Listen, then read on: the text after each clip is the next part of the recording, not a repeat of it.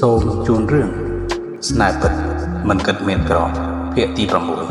6ការប្រកួតប្រជែងនិងការប្រកាសស្នេហ៍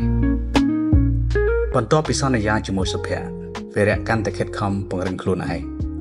គាត់ធ្វើការតាំងពីប្រឡប់រហូតដល់ថ្ងៃដើម្បីសន្សំប្រកាសឲ្យបានច្រើន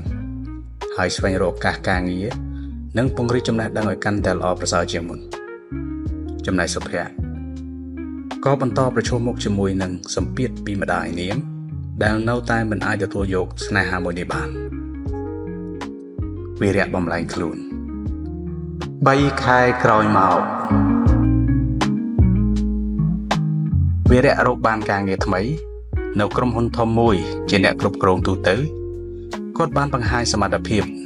និងត្រូវដំឡើងតម្លៃក្នុងពេលឆាប់ៗខាងមុខនេះវីរៈជំរុញខ្លួនឯងខ្ញុំមិនមែនត្រូវការទ្រព្យសម្បត្តិដើម្បីទទួលស្នេហានោះទេតែក៏មិនអាចឲ្យអនាគតរស់នៅដោយមិនច្បាស់លាស់ដែរវីរៈបានសម្រេចចិត្តទៅជួបម្ដាយសុភ័ក្រដើម្បីបង្ហាញឲ្យគាត់ឃើញថាគាត់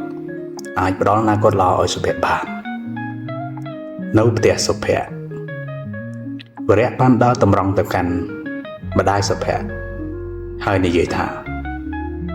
ជំរាបសួរអ្នកមីងសូមអភ័យទោសអ្នកមីងខ្ញុំសូមជជែកជាមួយអ្នកមីងមួយផ្លេតបានទេម្ដាយសុភ័ក្រភ្ញាក់ផ្អើលឯងនៅមានមុខមកជាងនេះទៀតតើឯងមិនចេះឲ្យវាចប់ទៅតែម្ដងឬខ្ញុំសូមទោសអ្នកមីងតែខ្ញុំមិនអាចបោះបង់សុភ័ក្របានទេខ្ញុំស្រឡាញ់នាងហើយខ្ញុំខិតខំជាងមុនដើម្បីអនាគតរបស់យើងជីតែឯងអាចផ្ដល់អ្វីឲ្យនាងបានខ្លះ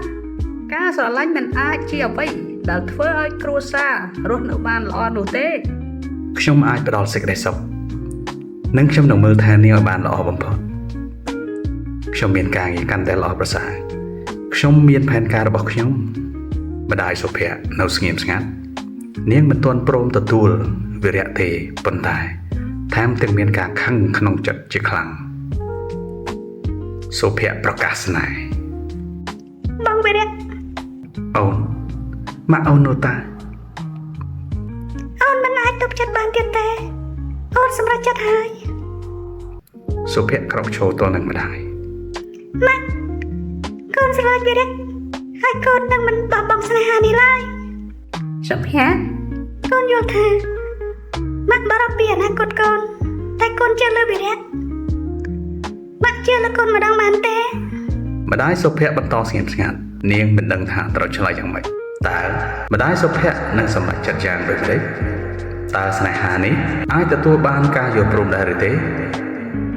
សូមតាមដានភាគទី7ដែលជាភាគបន្ត